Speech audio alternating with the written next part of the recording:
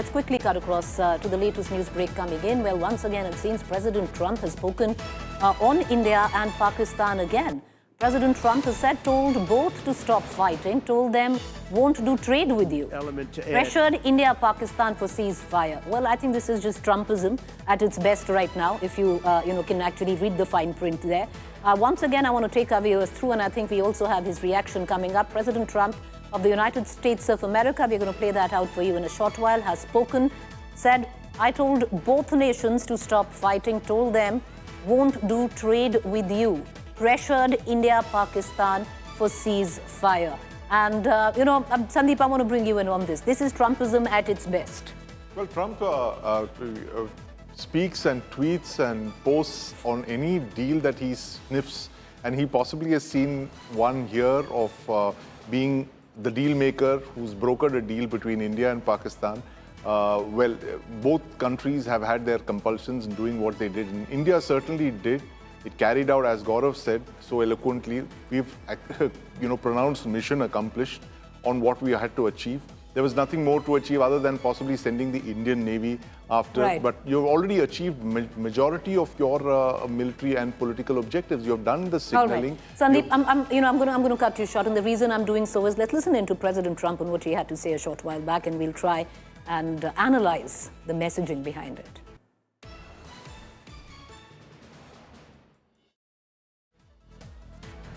On Saturday, my administration helped broker a full and immediate ceasefire, I think a permanent one, between India and Pakistan, ending a dangerous conflict of two nations with lots of nuclear weapons. And they were going at it hot and heavy, and it was seemingly not going to stop. And I'm very proud to let you know that the leadership of India and Pakistan was unwavering, powerful, but unwavering in both cases, and having these, they really were, from the standpoint of having the strength and the wisdom and fortitude to fully know and to understand the gravity of the situation. And we helped a lot. And we helped also with trade. I said, come on, we're going to do a lot of trade with you guys. Let's stop it. Let's stop it. If you stop it, we're doing trade. If you don't stop it, we're not going to do any trade. People have never really used trade the way I used it. That I can tell you. And all of a sudden they said, I think we're going to stop. And they have. And that reaction coming in. Okay, let's listen in. I think, okay, that full reaction we're going to try and get in for our viewers. And like I said, that's classic Trumpism, the kind of language where he clearly, and Sandeep and Gaurav, both of you, either of you, if you want to jump in on this. It's interesting because he says that it was trade because that we won't do trade with India or Pakistan. And that was the leverage that led to India and Pakistan stopping. I don't think India was going to stop on the basis of that at all. So, no, he's saying we stopped a nuclear war, and that was Pakistan's bogey. That was Pakistan's bogey because Pakistan army had so decisively been battered along 11 bases, and they knew, had they tried one more wave of a Pakistani attack, the next wave from the Indian side would have actually decimated all of Pakistan's air bases. Let's hear it this once side again, and that Gaurav. side. Let's listen in to what exactly President Trump said. Let's listen in once again.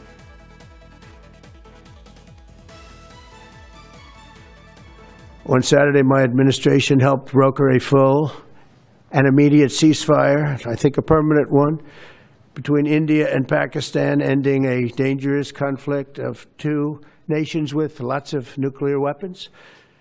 And they were going at it hot and heavy, and it was seemingly not going to stop. And I'm very proud to let you know that the leadership of India and Pakistan was unwavering, powerful, but unwavering in both cases, and having these, they really were, from the standpoint of having the strength and the wisdom and fortitude to fully know and to understand the gravity of the situation. And we helped a lot. And we helped also with trade. I said, come on, we're going to do a lot of trade with you guys. Let's stop it. Let's stop it. If you stop it, we're doing trade. If you don't stop it, we're not going to do any trade. People have never really used trade the way I used it. That I can tell you. And all of a sudden they said, I think we're going to stop. and they... Important to stress on what the President of the United States said, where he said that these were both two nuclear-capable nations. Gaurav, you want to come in, and they were going at each other hot and heavy. Of course, he said that I tried to use trade to stop. All right, we're getting on the phone line with the very latest. My colleague Shivani Sharma, we're going to go across to her in just a bit. But Gaurav, I think what one needs to underline from what President Trump also said was when he touched on how both nations were nuclearly capable and that were going at each other hot and heavy. Oh, absolutely. So that's how the Americans got spooked. Their contractors, both at Sargodha and Jacobabad, despite having those American contractors, India went and hit and repeatedly hit. Point one. Point two, America using trade as a weapon. This is, as you very rightly pointed out, Trump's pressure tactics for a trade deal. You know, it's just very clear that he wanted to intervene. He tried between Israel and Hamas. He's failed there. He's tried between Russia and Ukraine. He's failed there. He wants at least one success story. And from what I know, as of now on the LC, there's a pause. There may be a ceasefire. Pakistan's on notice. If there is terror, it is an act of war. There will be consequences for Pakistan, Trump or no Trump. All right, I want to quickly cut across to my colleague Shivani Sharma, who's also joining us. Sandeep, I'm going to pull you in. Just give me about 2 minutes. Shivani, get us up to speed with the latest news break. You've had President Trump once again speaking on the India-Pakistan conflict. Give us the details.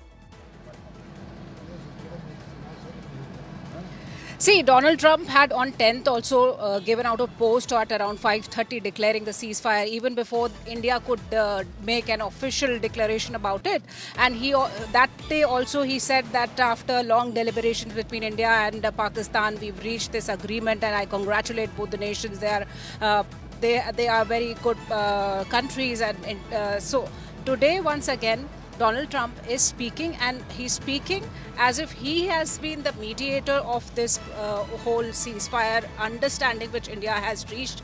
But the reality has been that India has brought Pakistan on its knees with all those strikes, all those damages, the personnel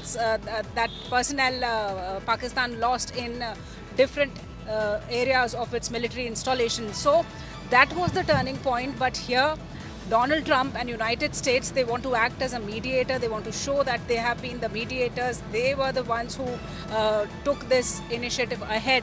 But, you know, we have to wait for the statements from the government. On Saturday also, we heard Vikram Misri speaking about the whole process, how it happened, how the DGMO of Pakistan requested India after India had hit the air bases out there and the military installations, and then there was a request which was made. But here, again and again, Donald Trump and America have been bringing out the issue that they have been mediators, but the picture is something different. Stay with me, exactly, and stay with me, Shivani, because I want to also bring in Geeta Mohan, our external affairs correspondent editor, who's been tracking the situation very closely. In just about a minute, we're going to cut across to her. But viewers, the latest that is coming in is that President Trump has once again spoken, practically suggesting that it was America that stopped a nuclear conflict. Also, how weaponizing trade, and he's been able to do so, one of the only presidents to do so, is what President Trump said. And he used that as a bargaining tool, as per America, with India and Pakistan. But all of that now warrants an Indian response as well, because Sandeep, politically, where our constituency back home is concerned, there are questions being raised that are we allowing America to meddle a tad too much? And maybe not by the Prime Minister today, this evening, because that's a address to the nation at the back of Operation Sindoor. There should and possibly will be a press conference by the Ministry of External Affairs to actually, speak of what really is going on. Absolutely, Preeti. And, I tend to agree with what Gaurav said, that when it comes to President Trump, no one seems to be listening to him. He's been 4 months in office and he's not stopped a single conflict. The Russia-Ukraine war continues. The Russians aren't listening to him. Ukrainians certainly aren't listening to him, which he thought they would, given the fact that they were the smaller and the weaker power. But it's not working in Israel and Hamas either. So here you have a golden opportunity where the president sees that where India has already achieved most of its aims and objectives, where he comes in and waves the mission accomplished flag and says that here I got this win. I mediated between these two countries and they've now stopped fighting. It wasn't a war to begin with. It's very important to understand Operation Sindoor is not warfare. It was a series of military strikes to send a very strong message to Pakistan's military that terror has costs. You cannot continue using terrorism as an instrument of state policy and think that it's going to have no costs. We just wanted to raise the costs of terrorism and terror sponsorship of Pakistan. It is, by no means can it be considered warfare, which you can actually bring a truce to or an end to conflict.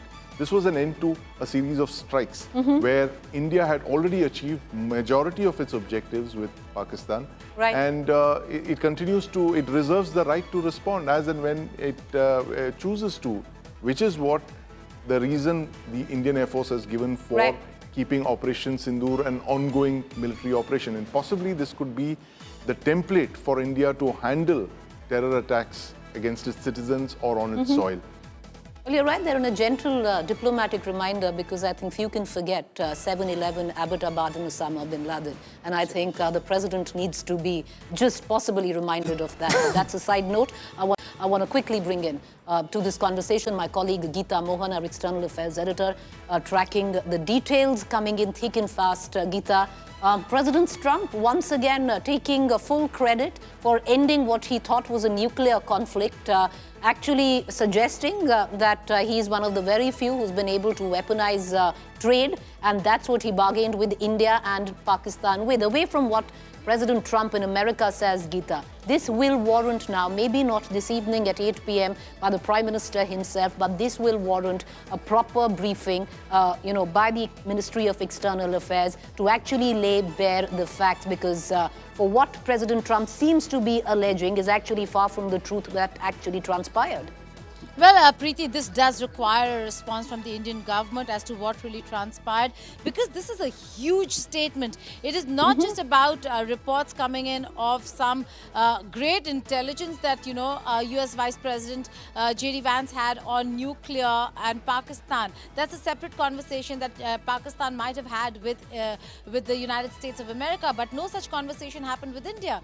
But over here, to take it further and say that there was an absolute threat. This is a threat he's talking about. He threatened India and Pakistan that there's going to be no trade unless and until the two sides de-escalate and reach to a position of mutual understanding to stop fire, which is a ceasefire.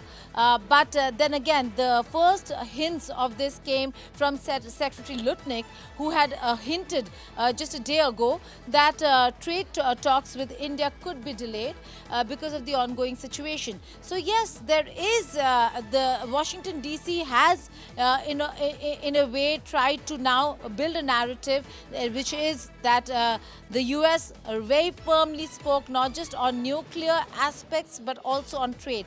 But let me clarify a few things over here. The clincher, Preeti, was on the 10th of May when the leadership calls with Rubio didn't really work with Pakistan. Civilian dispensation really does not matter. The clincher was when Asim Munir and Rubio spoke, and Asim Munir, the Pakistani army chief, told Rubio that he wants the firing to stop. Rubio then called Dr. Jaishankar and informed Dr. Jaishankar that he's calling not to discuss mediation or off-ramp conversations, which is de-escalatory talks. He very specifically is calling to inform India that Asim Munir has requested the firing to stop. And that's when the DGMO level talks took place. To a question on whether if there was any conversation on nuclear, India made it very clear that there was no conversation with India. However, we do know that, Pakistan does play the nuclear bogey. And cries to America every time they're in trouble. And they did that because we saw all the ministers started speaking about nuclear, and then the whole information or statements about their nuclear base being attacked, so on and so forth. So, and the great intelligence that that certain leadership, including Vice President Vance, got on nuclear. So this might have been a conversation between Pakistan and the United States of America. Having said that, this is not just a statement about nuclear that Donald Trump has made. So the Indian government will have to now respond as to whether there was a specific conversation on trade as well. That's a major statement coming in from Donald Trump. I want to bring in Gaurav. as well, but I want to ask you first, and maybe then Gaurav can reflect on it, that in diplomacy, a lot of conversations are not really spoken of. The kind of posturing that we are seeing, the narrative building that we are seeing from America under President Trump is new. That would require possibly, a tightrope diplomatic walk by India, but at the same time being very assertive and firm where India has stood. Are we looking at a decisive response from India coming in at this point of time? Well, look at the larger picture. A trade talk between India and the United States of America does not just benefit India.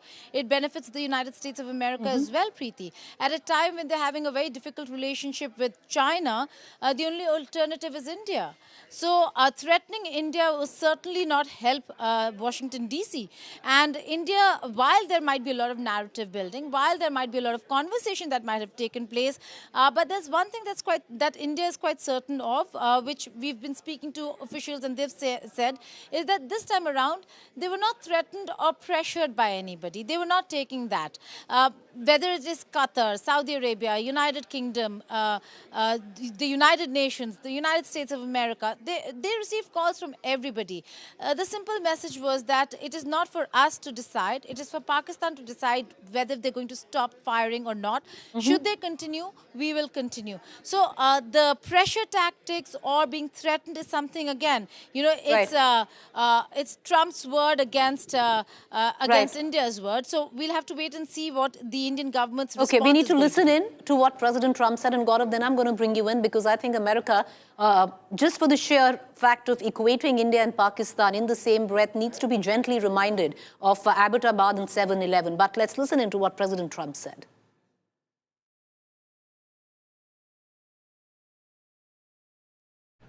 On Saturday, my administration helped broker a full and immediate ceasefire, I think a permanent one, between India and Pakistan, ending a dangerous conflict of two nations with lots of nuclear weapons. And they were going at it hot and heavy, and it was seemingly not going to stop. And I'm very proud to let you know that the leadership of India and Pakistan was unwavering, powerful, but unwavering in both cases, and having these, they really were, from the standpoint of having the strength and the wisdom and fortitude to fully know and to understand the gravity of the situation. And we helped a lot. And we helped also with trade. I said, come on, we're going to do a lot of trade with you guys. Let's stop it. Let's stop it. If you stop it, we're doing trade. If you don't stop it, we're not going to do any trade. People have never really used trade the way I used it. That I can tell you. And all of a sudden they said, I think we're going to stop. And they have. And they I want to quickly introduce our consulting editor, Rajdeep Sardesai, in this conversation. Rajdeep, one quick word. You have the kind of narrative building by America. I think there needs to be a gentle reminder there of 7/11, Abbottabad, to try and equate India and Pakistan in the same term. And then also taking credit for what President Trump seems to suggest, stopping a nuclear conflict. Look, you're dealing with a US president who doesn't follow any rules and processes. So I think we've got to keep that in mind. That here is a classic disruptor above all else. He doesn't follow what you would expect in the traditional rules of diplomacy. All these announcements should be made through a particular diplomatic channel. That's the way it's done. But Donald Trump doesn't believe in that.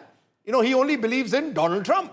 And that's the way he's expressed himself. You remember in his first statement, he spoke of or yesterday, spoke of a 1,000-year conflict over Kashmir. I mean, that's bollocks. I mean, someone needs to give the US president a history lesson.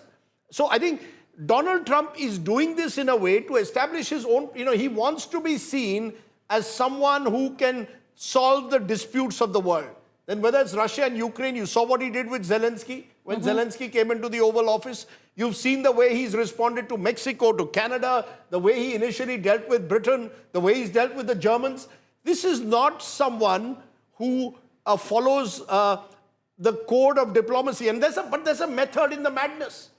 Let's be very clear. Donald Trump is doing this in a way to shore up his own image. True. Even if it means he embarrasses India and Pakistan in the process. Imagine what he's done now. He's virtually saying India and Pakistan under my pressure, and he's equating the two.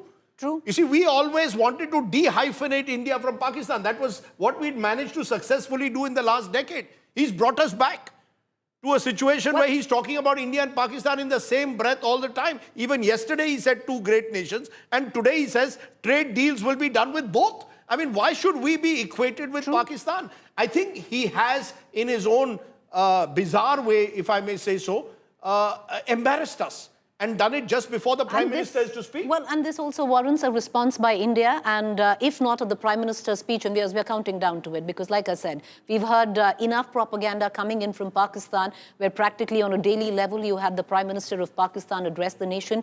Our Prime Minister hasn't done so. This is the first address to the nation that Prime Minister Modi would be giving in just about 10 minutes from now. Will he touch on what clearly is American intervention, or will we wait and let the Ministry of External Affairs deliver that message clear, as Geeta was pointing out? Because this warrants a straight, tough response from India, setting it clear on where India stands, and maybe ask America to step back.